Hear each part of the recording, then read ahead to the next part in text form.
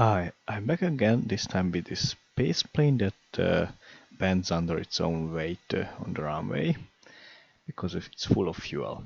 So let's see what it does. This is going to Duna and comes back without refueling. I've been trying to do this for quite a while now, and I thought I may have lost this capability to do it. I used to be able to do it, but lately I didn't have any luck with these.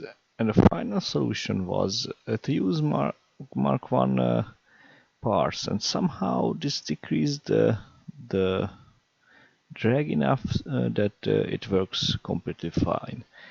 While all the other designs were based on Mark 2 parts, and somehow they didn't work out. I call this ugly because it's quite ugly. It's part of the ugly series. This was the sixth one, and all the others were failures. This is the only one that was successful. It has somewhat Russian design, or at least I think of Russian planes if I look at it. So I did the injection burn in 2 steps.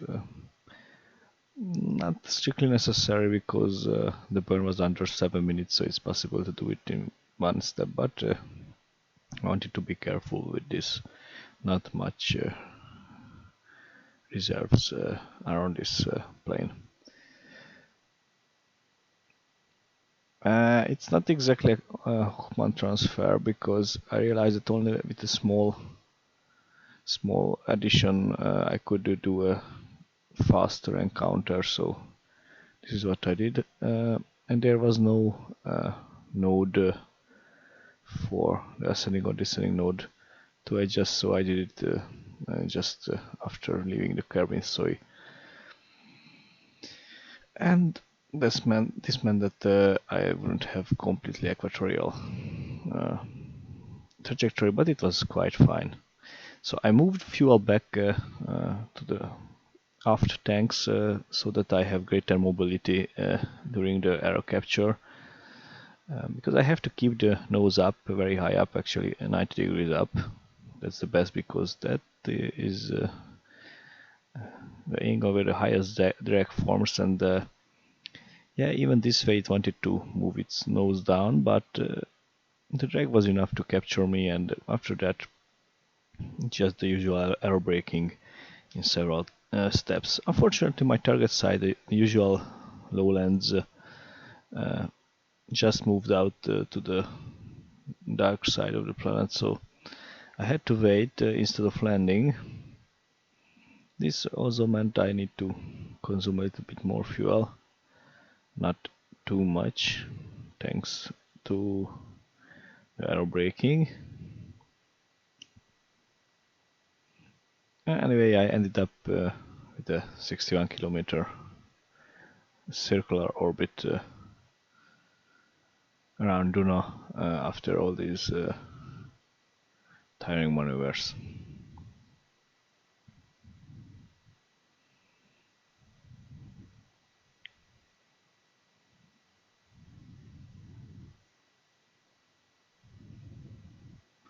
And I had to wait until the lowlands move into the day side again.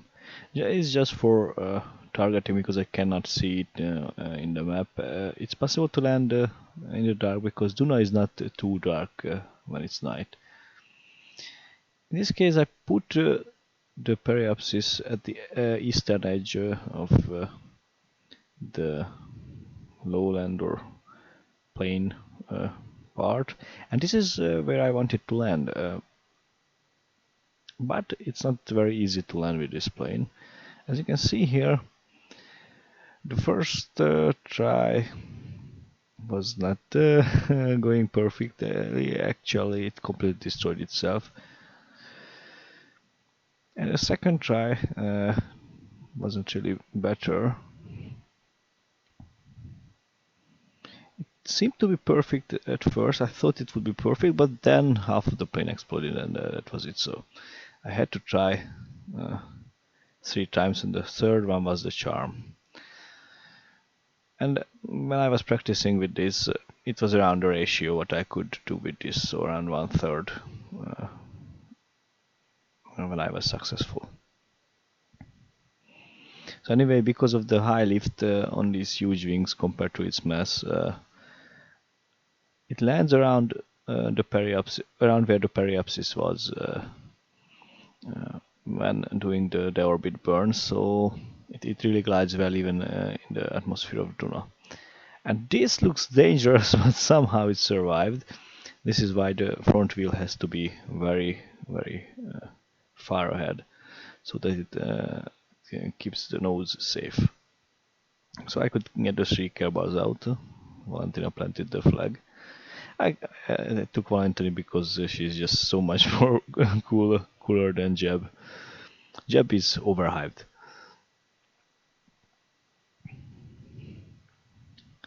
Here was just a confusion. Bill or Bob? Which one is the engineer? Okay, it doesn't matter in sandbox, but I wanted to reset the parachutes. And the strange effect that the parachutes turn to from red to normal state at around 205 meters per second, which is abnormal because this is a thin atmosphere of Duna. It should be 250 just as on Carbon, or even higher because there is not much atmosphere to cause problems. But somehow, instead of going higher with this shredding limit, it went lower. You can see that the wings are tilted somewhat so that it helps to glide, so help the plane to glide better this way. So they have this angle of incidence, as it's called. Anyway, I had to wait again to year 3, day 240, until I could start again. And there was a small mishap here. I almost lost control for a few seconds, but I could go back to the original trajectory. This plane starts with less than 1 thrust-weight ratio on Carbon and on Duna, but with its wings it can take off. And as it goes higher and the fuel goes down, fuel quantity goes down, speed goes up, everything goes smoothly, even with the initial less than 1 thrust-to-weight ratio. So once in the orbit, we just need to make the injection burn, and this is around 650. And I was checking the remaining delta V indication from time to time, and I saw that okay, it was going as planned. I had around 430 meters per second left, which is just enough to make it back to the Kerbal Space Center instead of just randomly crashing on the planet. Here I could do the correct plane change. It was a really nice equatorial orbit. By the way, I have to be somewhat careful with these rotations because only the engine creates power, no solar panels. I don't like solar panels on planes. They don't look good. They are somehow not natural. And here again the trick with the nose up. The thing was, I did it around 200 meters per second burn to capture me, and then I could have a very high periapsis that didn't burn me without heat shields. So it was essentially I sacrificed this 200 for a capture, and after that it was almost free because I could do as many passes as I wanted to.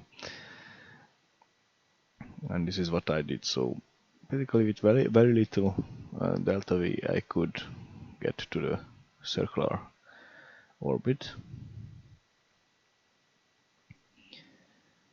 And just as the Kerbal Space Center was going into the dark, so it was very late in the evening in local time there, I started my descent towards the home base.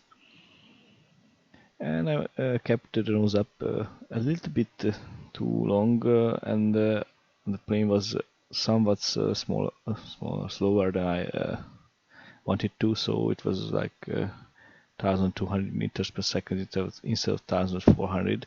So I just a little bit used the rapiers in air breathing mode with the remaining fuel to nudge me over the mountains. Probably it wasn't necessary, but I wanted to be sure that it works. I didn't want to do any more roads. It was enough with those landings. So finally, I was on final approach as the sun was setting.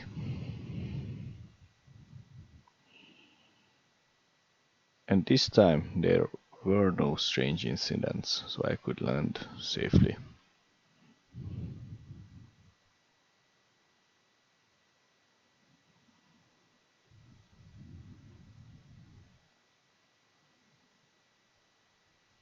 Thanks for watching. Bye.